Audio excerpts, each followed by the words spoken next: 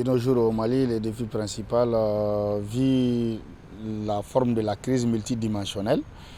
Je pense que chaque région est concernée et toutes les personnes aussi, toutes les couches sont concernées. Personne n'est à épargner. L'un des défis majeurs, c'est surtout l'implication de la jeunesse à pouvoir aussi se donner certaines informations sans source, aussi sans fondement. Je dirais que le défi est lié à la communication. Parce que dans une crise, lorsque la nature est en horreur du vide, si les autorités en charge ne communiquent pas, forcément, les gens qui ne sont pas des professionnels, qui ne sont pas habilités à le faire, vont jouer leur rôle. Et en ce moment, les jeunes vont prendre des décisions, ou les communautés vont prendre des décisions vraiment qui ne relèvent pas des sujets véritables, qui ne sont pas du tout, qui ne sont des informations non vérifiées. Les gens vont travailler avec ça et agir par conséquent et la violence va prendre plusieurs formes.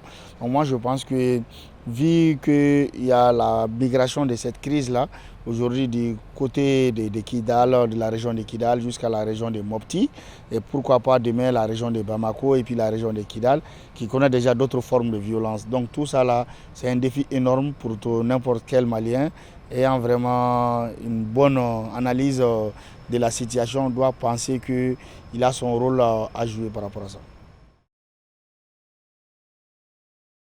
Aujourd'hui, nous avons besoin d'un débat inclusif, ça il faut le reconnaître, mais à qui, et vers qui et qui doivent animer et qui doit aller vers qui, ça c'est très important. Aujourd'hui, il ne s'agit pas des gens qui parlent au nom de certaines organisations qui sont légales dans certaines organisations de la société civile, mais pourtant qui ne sont pas légitimes. Les vrais acteurs sont sur le terrain. Les autorités en charge des questions sécuritaires au Mali les connaissent très bien. Il faut aller vers eux. Quand je vous donne l'exemple des communautés, moi, à la place du président, j'allais partir voir le représentant de Guina Dogon en personne, les vrais, et les représentants des capitales Poulako. Pourquoi pas faire un débat inclusif dans la région de Mopti?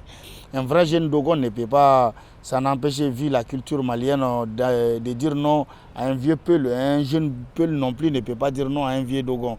Vu ces valeurs traditionnelles-là qui sont en péril aujourd'hui, et les chefs de rôle, et les chefs... je dirais le président de la République, considérant les valeurs socio-culturelles, devrait avoir le courage d'engager un débat inclusif avec les vrais acteurs qui allaient parler. Et je pense que quand les Dogons et les Peul allaient unir leurs forces, ils auraient une réponse. Ça, c'est un exemple au centre du Mali que les gens appellent communément, du coup, que je préfère dire la région de Mopti, car c'est le Mali qui est en danger. Et pareil pour Kidal, pareil pour Menaka, pareil pour n'importe quelle région. Nous avons aujourd'hui la chance et la malchance de ne pas avoir une société civile bien formée. Sinon, ça, c'est un rôle qui revient à la société civile. C'est les femmes et les enfants qui sont les victimes et qui peuvent répondre à ça. Les autorités politiques, ils naissent, ils viennent, ils passent. Mais le pays, le Mali doit rester. C'est à nous, organisations de la société civile, que nous devons agir. Les jeunes dans les organisations de la jeunesse doivent faire un réseautage, se donner la main, s'informer mutuellement, chercher à bien analyser les problèmes avant de faire face, avant d'agir. Et les organisations de la société civile malienne doivent avoir la conscience et vraiment de quitter dans leur zone d'indifférence, de dire qu'aujourd'hui c'est la région de Mopti, ça ne concerne pas Bamako, et la société civile à Kaï pense que leur tour n'est pas encore arrivé. À quand ça sera l'autre?